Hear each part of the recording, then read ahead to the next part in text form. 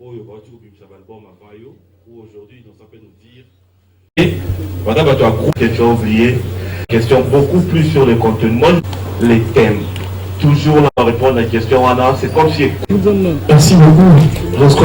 La question c'était. Important, c'est la pris la carrière d'artiste. Félicitations pour la prix Koundé. Merci pour la félicitation. Au fait, ça a toujours été bien.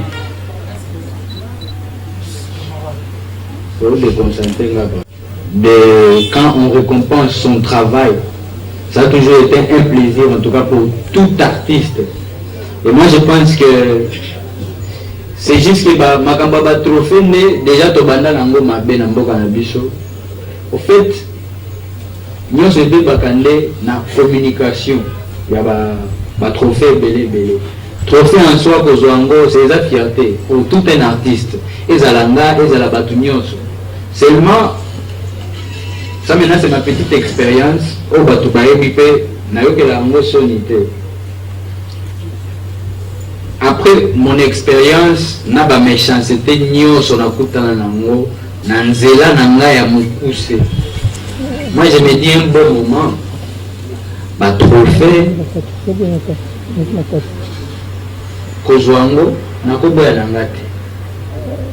Mais je ne dis pas aussi ou je ne montre pas que but nanga na lukana ça va nzembo kitoko ba clip kitoko et ça la peut ba succès kitoko pour finalité nango za la trophée parce que trophée est la récompense ya musala ou esalemi. Donc tu peux faire le travail. Si tu n'as pas de trophée, ça ne va pas t'enlever le travail que tu as déjà fait. Mais si tu fais aussi le travail et que le trophée peut bâtir sa mine, en tout cas avec plaisir. Parce que le problème est comment que chaque jour vous êtes en train de remarquer ça. Chaque fois, il y a un trophée moussoussou, vous remarquez. Ils ont fait qu'ils ont haine contre Bango, mais il y a un trophée moussoussou que vous remarquez, la plupart du temps, ils ont la carte. Ça, il y a une catégorie dans Bango, pour que lumière. La lumière, il y a des jeunes ébélés.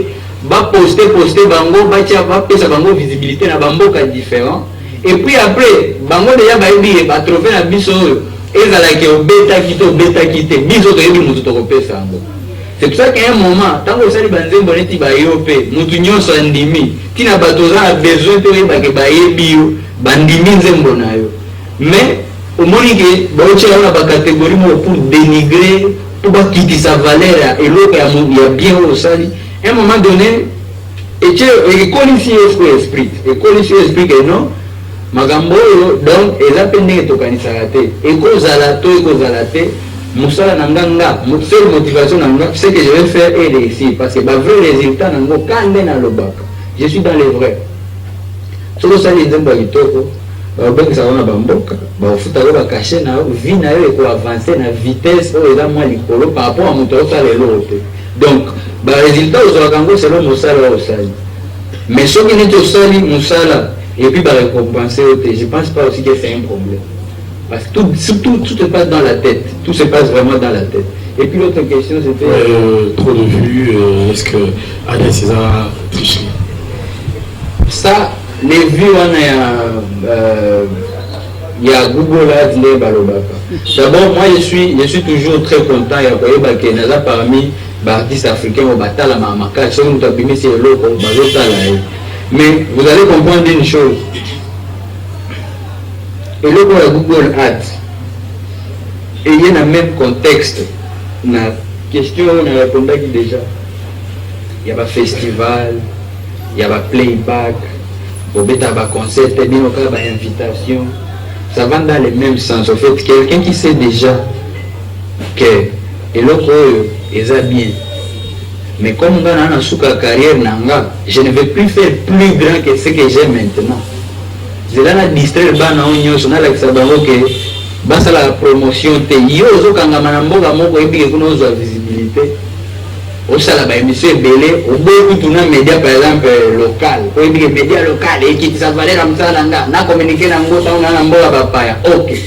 Voilà la promotion na même la plateforme on a kuna pour distraire ba jenosco tikaki na bled que bon ça la promotion par exemple na YouTube et Google Ads je le dis toujours les loyaux moto oyo azobanga baleka ye akoyaka toujours azo déconnecté yo na makambo nyonso ayebike soki akontinue na nzela oyo en tout cas nga moko naza en danger omona bameme bato wana nde akoyaka toujours azoderoute yo ke kosala promotion te moto oyo asala déjà bapromotion na YouTube moto oyo déjà apostaka babiloko eza sponsorisé donc na bapage na ye mosusu na ya bafanatique neti nga boye kutu napesi ye mbote alingaka te bamona ye se nanga moko aza na biso c'est bon agéraka page moko ya bafanatique bapage wana eza normalement sentiment ya bafanatique mais eza na bavie na biso mosusu même na bapage wana basponsorisaka yango donc eloko baposte wana bolinga te il faut bomona yango ata baofinga bajeune mosusu baodistrai bango bino il faut bomona yango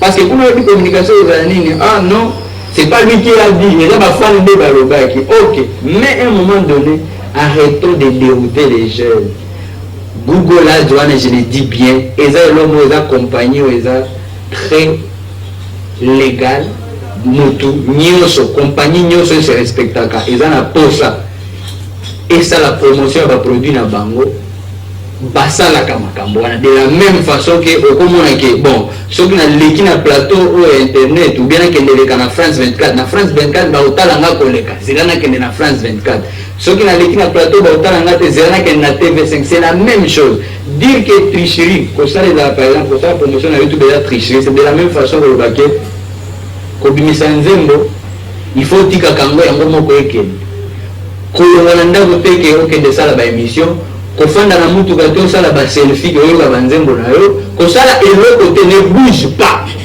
donc kosala promotion à toute forme disons que c'est aussi une tricherie donc voilà c'est la même chose kaka ndenge bazolakisa bajeune nyonso ke boyokaka soni bosala promotion na bafacebook te na bayoutube te bobeta na festival te boboyaka yango c'est la même chose donc c'est la même chose. Quel genre de musique? Afro-Congo number one.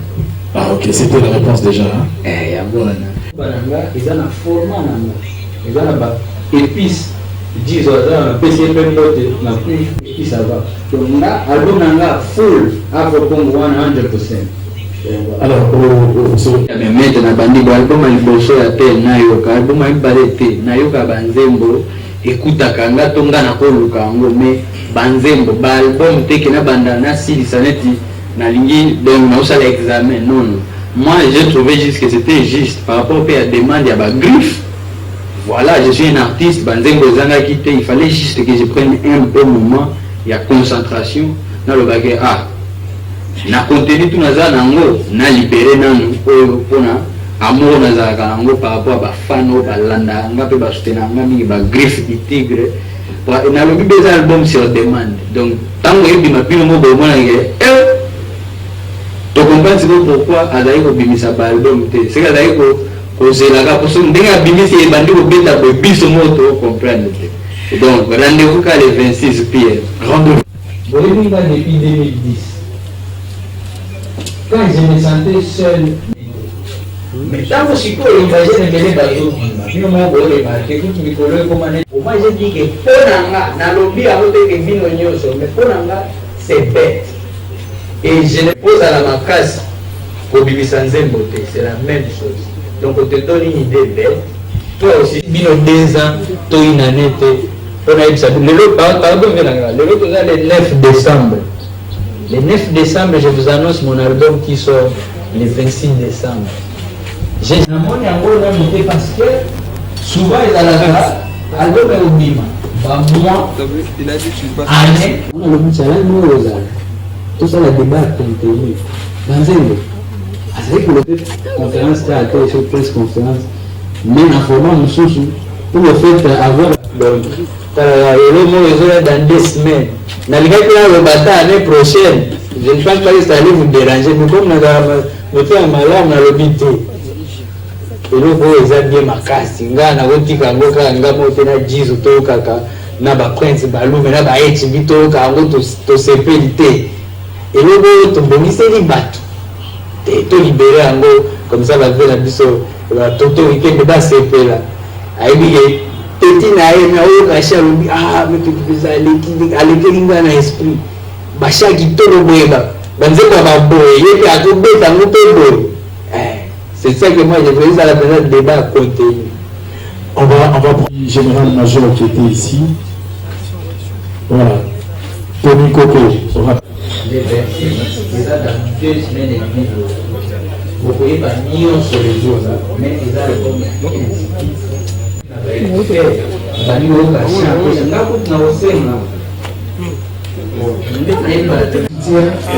comme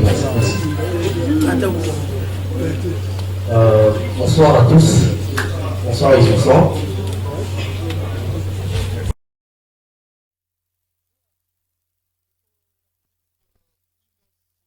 Inosbi, vous avez compris, la presse avait répondu favorablement et je l'ai nombré pour questionner cet artiste Inosbi et surtout l'album Mortel 006, un nouvel opus qui va disponibiliser pour ces nombreux mélomanes qui attendent impatiemment cet opus. Doudou Montiri qui vous présente cette émission, vous nous écoutez sur la 96.8 MHz, Radio Liberté Kinshasa, et vous nous suivez à la télé, hein, donc CCTV. À la radio, je vois directement Onésime Singani et Jacques Wandengabazou à la régie d'antenne. Et à la télévision, il y a Bruno Tingaimo Njambe, assisté de monsieur Diderot, c'est un confrère qui est venu nous rendre visite. Alors nous allons poursuivre avec vous, et cette fois-ci, vous allez suivre le zéro dans l'ombre, ceux qui militent pour immortaliser et surtout pérenniser les œuvres, les actions de King Kester Emenea, Viva la Musica, doit toujours demeurer. Ces zéros dans l'ombre essaye tant soit peu d'encadrer l'orchestre Victoria Leyson, les jeunes qui sont restés après la disparition de ces grands leaders, King Kester, excusez-moi. Alors nous allons vous laisser suivre les séances de répétition. C'était chez Banakin, Fraternité Quinoise, et aussi d'abord le président de cette fraternité qui a voulu donner quelques avis concernant cette belle initiative Fraternité Quinoise, et à monsieur le Cercle Royal qui Boussi, donc lui qui a intervenu et a donné quelques orientations. Vous aurez aussi droit à son intervention, et pourquoi pas aussi les artistes qui ont presté et nous ont démontré que King est parti, mais eux ont emboîté les pas. Le professeur Honoris Causa, donc ne plus, mais on essaye comme ça de prester comme eux leur avaient appris. Donc ce sont des assistants. Allez, suivons, et nous allons revenir après. C'est parti.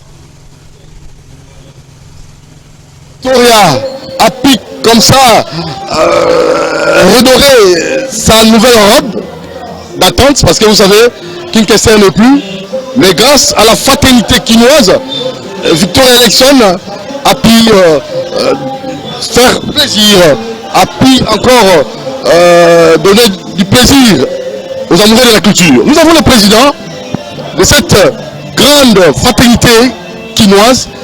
Il va d'abord se présenter et échanger avec lui pour que vous puissiez avoir de plus amples précisions en dehors de la culture.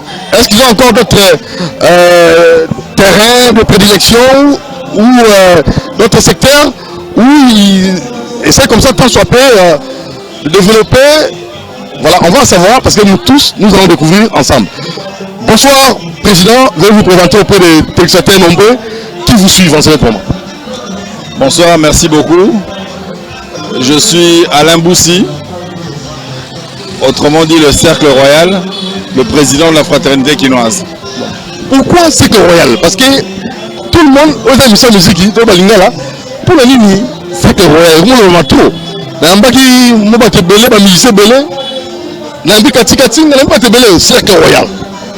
On a évité un surnom, on va taper Sangaï, je sais pas. C'est un surnom. Voilà, je ne sais pas définir pourquoi on a habité pour Nini, mais Bandeko, Baninga, Bato, Tozarna, Bango, surnommant à Bongo, bon. Voilà quoi, Nation au Bongo. Votre véritable nom? Alain Boussi. Alain Boussi. Alors, président, merci. Fraternité quinoise. Et Zalaka, tout comme le Mamarka, c'est Nicolas.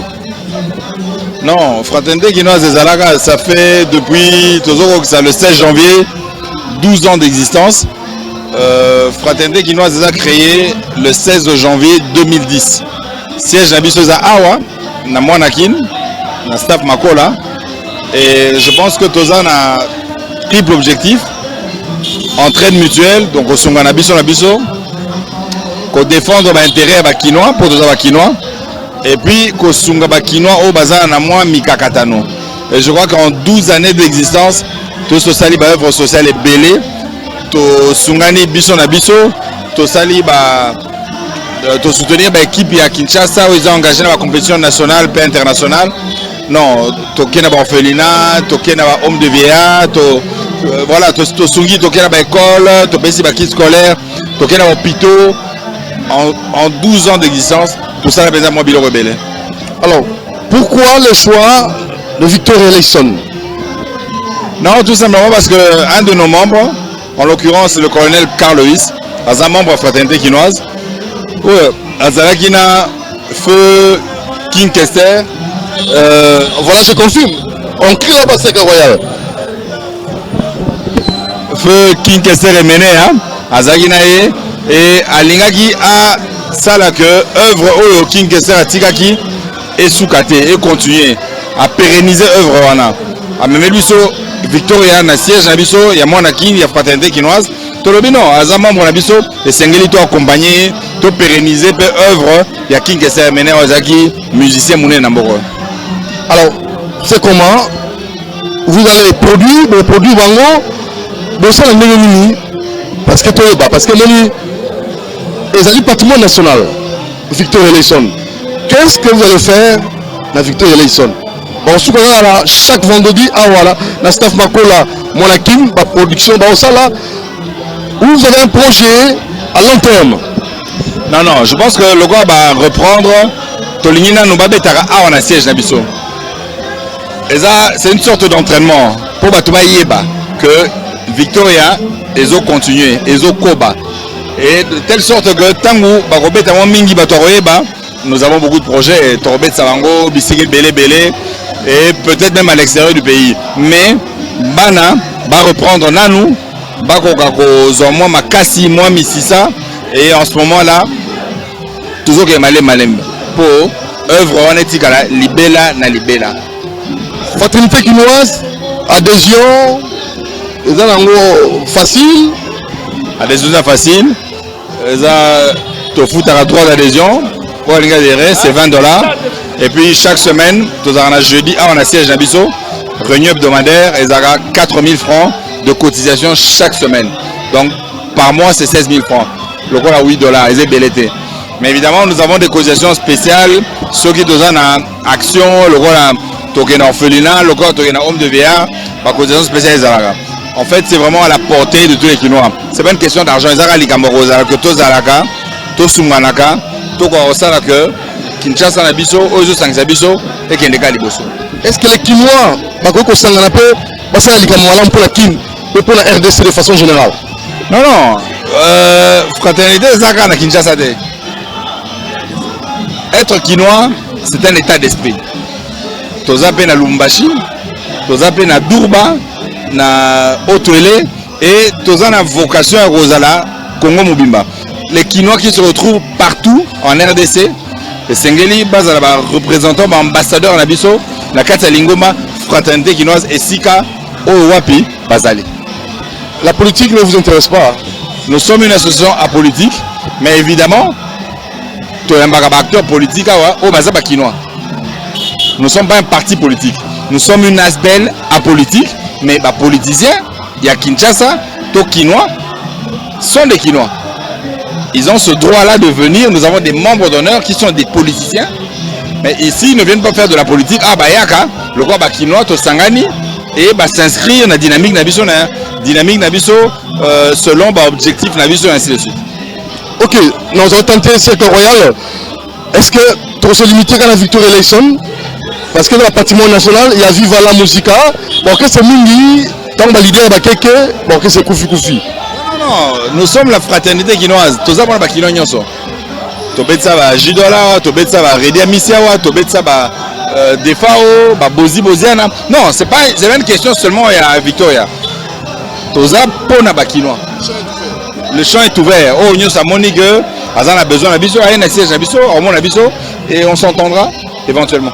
Pourquoi, je ne sais pas si vous avez un message, une sorte de conclusion pour cette première rencontre, on en aura encore et encore.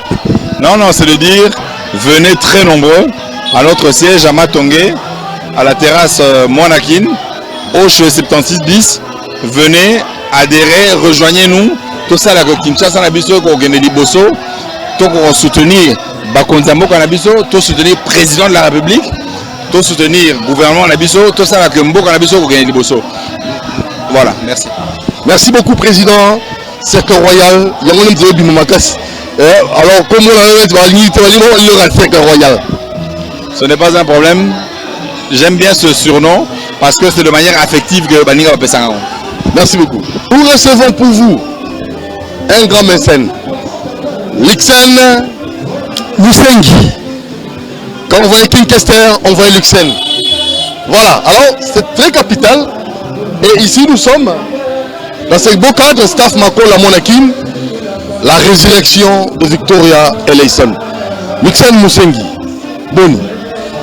Kitoko, Esengo. Ezen Negenini. Victoria Negenini. Victoria est comme Wapi, et ce qui Wapi. Bon, ça peut permettre quand même Nazakinois, mais je me sens plus à l'aise sur une rôle dans le poteau. Très bien. Victoria Eleison. Est-ce qu'on peut savoir l'évolution de cet orchestre? King Kester ne plus. Est-ce que Victoria continue? Aluta continue là? Ou Victoria a connu une disparition? La chose que je peux dire, actuellement il y a beaucoup de Victoria. Il y en a à Lubumbashi avec Guy Moller, il y en a avec Sampaio, il y en a avec Patunziana, il y en a également avec un petit à nous qui joue à Matete, je ne sais pas comment il s'appelle encore. Il y en a beaucoup de Victoria. Et ça fait l'honneur du nom de Emenea. Mais le seul Victoria, actuellement, l'original, si vous voulez le voir, passez à Moanakin, tous les vendredis. Puisque ici, on n'interprète pas. Ici, ce sont les jeunes qui ont joué avec Emenea, avec le maître lui-même. Tous les autres orchestres, ce sont des interprètes. Malgré qu'il y a eu des gens qui ont joué avec Emenea, mais l'original, c'est à Moanakin. Je crois que vous avez vécu tout ce que vous avez vécu, c'est extraordinaire. Et ces jeunes vont continuer à œuvrer tant que nous serons en vie. Nous sommes là avec le Lolo Mutima, le Guy Kimvula, le Tonino Fernando, le Vala Makuiza, ils sont très nombreux. Je citerai le nom même jusque demain. Il y en a à l'étranger, il y en a ici à Kin, surtout avec la fraternité quinoise avec Makola Moanakin, qui ont voulu donner cet espace à ces jeunes pour continuer à évoluer, pour continuer à pérenniser le nom de Menea. C'est ça notre bataille, quoi. Très bien, mais maintenant, pérenniser ces deux mots, un album déjà en préparatif, ou bien ils vont procéder aux productions multiples? Oui, exactement. Là, il y a un single en chantier. Nous sommes en train d'entendre Cartouche. Cartouche, un des 12 apôtres que vous connaissez très bien. Il était ici, il est parti, mais il revient très bientôt. Dès qu'il est là, je crois que le plus sera fait, quoi. Mais nombreux producteurs qui sont vivants, King Kester, ils manifestaient l'amour, le soutien, mais est-ce qu'ils vont encore accorder une chance aux prédécesseurs de King Kester, à ces élèves qui se débrouillent pas mal pour que ces derniers puissent encore émerger comme fileurs père? Non, mais ils ont été avec le maître. Victoria, quand on parle de Victoria, on parle de l'université des chants. Quand on parle de Zaiko, Zaiko c'est la danse. Si vous avez vraiment envie de danser, allez chez Zaiko, vous allez mouiller votre chemise jusqu'au matin. Mais Victoria, c'est l'école des chants. Ici, tout le monde se plaît. Les chansons anthologiques, ils jouent toutes les chansons qu'un Emenea a chantées. Il suffit de demander et vous êtes servi. Je crois qu'ils ne vont pas décevoir le mélomanes. Merci beaucoup Luxen Musengi. Et pour clore, fraternité quinoise, Et c'est vraiment une sorte de fraternité, association qui travaille aussi dans le cadre culturel. Oui, ce sont des Quinois. Des Quinois qui ont voulu que la culture congolaise soit toujours au sommet. C'est pour cela qu'ils encadrent ces jeunes et ils nous donnent la main. Vraiment, nous remercions Makola et toute la fraternité quinoise pour le soutien qu'ils donnent à Victoria. Le petit programme que j'ai à dire, c'est que bientôt l'orchestre Victoria va fouler le sol de Kikwit par le biais de l'honorable Kati Musengi, qui est le député national, qui nous donne aussi beaucoup d'opportunités pour que cet orchestre puisse mieux évoluer. Je crois très bientôt on sera à Kikwit et peut-être vous serez de la partie, si vous avez le temps, vous allez vivre ce que MNE avait fait à Kikwit. Nous allons révisser ça, si je peux le dire. On va refaire la même chose qu'MNE avait fait. Vous savez, le dernier concert de la vie de MNE, c'était à Kikwit. Alors nous rentrons au village, si je peux le dire. Merci beaucoup Lutzen Musengi, merci Sacre Royal, merci staff Monakin, fraternité quinoise, et que nos vaillants soldats culturels soient encore davantage pérennisés pour des générations qui viendront pour notre culture, pour le drapeau congolais. Viva Victoria Leïsan. Victoria est certa. Aluta continua. Aluta continua. Merci pour votre télévision. Je crois que on va vous amener encore ailleurs pour satisfaire tous les mélomanes qui suivent votre télévision et ils vont bien vivre, exactement, ils vont vivre Victoria en live. Merci beaucoup. Allez, suivez ça.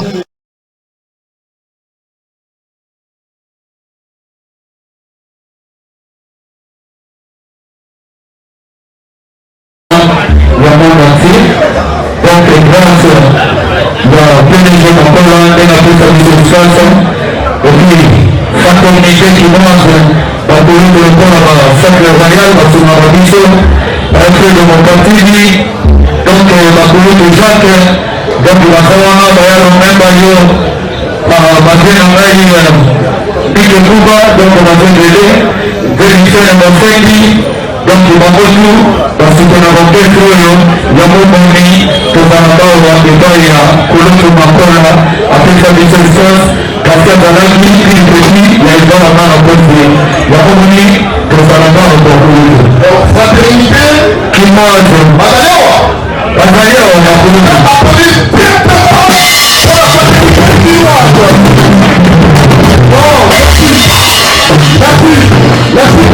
non, restez. Vous avez dit au Sali, rénover là, pour la parce que ça faisait très mal, et on a Victoria, mais c'est qu'il a donné moi. Alors qu'on est capable, au Pétaroute, ennemi, c'est ça. Alors, si on a voulu de nous, alors on a ça, ma part à mon équipe, c'est comment? Comment vous allez faire la vision? Vous allez faire des rangs, il y a des constructions, il y a des concerts, il y a quoi? Donc, dimanche, nous allons faire vendredi, sauf qu'en ligne, nous allons à la police est dans le centre, donc nous allons à la police pour ça. Donc, il pense là, et puis, nous allons préparer au plus de mission, par exemple, si il y a une mission, il y a la danse qui a dansé, comme dit à Sayona, à une maman, donc la danse qui a dansé, la chant a dansé, donc, pendant tout le monde entier, parce que la victoire est les hommes. Depuis le temps, on a la porte de la mission, donc le 18 juillet, le dimanche, il y a beaucoup de gens qui préparés à la place consacrée à la de la mission. Donc, quand il a pris la mission, dans le bilan, la mission, on a été au fait de la mission. Alors, voiture, dans le micro, et là, aujourd'hui, notre système encore, grâce à la fraternité quinoise, aujourd'hui, notre ensemble.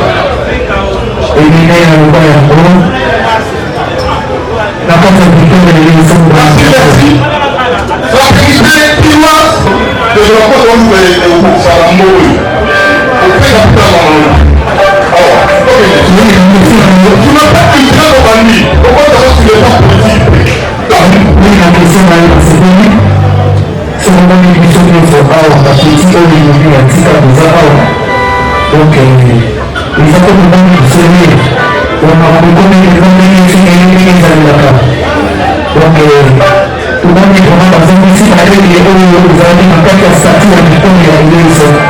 On a des hommes de compagnie, il y a vraiment des communes de Victor de Victor, de Victor de Victor, de Victor de Victor. Mais, bien merci, on peut aider à l'église. Bahkan walaupun mungkin yang masih belum mempunyai masa makin masa pendidikan yang baru tapi memang oke itu semua walaupun mengenai lagi tapi mungkin sesuatu pokok lagi ini tapi kamu datang rumah ini bersama dengan rumah ini kita mampu seperti itu dari konteks Israel donc itu memang on respecte la clause, vraiment, ça fait des nuances, un vidéo, à cause du sinon là. La ministre va la compliquer. Par exemple, ici, ma campagne a élevé un enveloppe, il faut que l'on réussisse pour chaque zone. Comment dire, il y a un peu de confort, ou un peu de confort. Et il y a une victoire, et vous mettez, et il y a un mal. Alors, rapidement, on s'est envoyé au compter. Vous écoutez à 100%, parce que moi, on peut aussi la liberté, mieux au Rwanda. Donc, on peut faire le temps et le chanson. Mais vraiment, c'est très bien. Nous avons la liberté, nous avons la liberté. Nous avons la chanson et le deux de l'université. On a dit que les gens pour les états dans la vie. Nous avons la petite école de l'éducation, nous avons dit que les gens pour nous aller la petite école, nous avons ensemble. Par rapport à la parole, nous avons dit que les gens allaient à la vie, mais ils sont là qui n'aillent, pour les gens qui n'aillent pas forcément pour faire la parole. Donc, on peut publier à 100%. Donc là, on a vu ça, on a dit que les gens ont compris. Même moi, il y a eu le salade. Mais ça va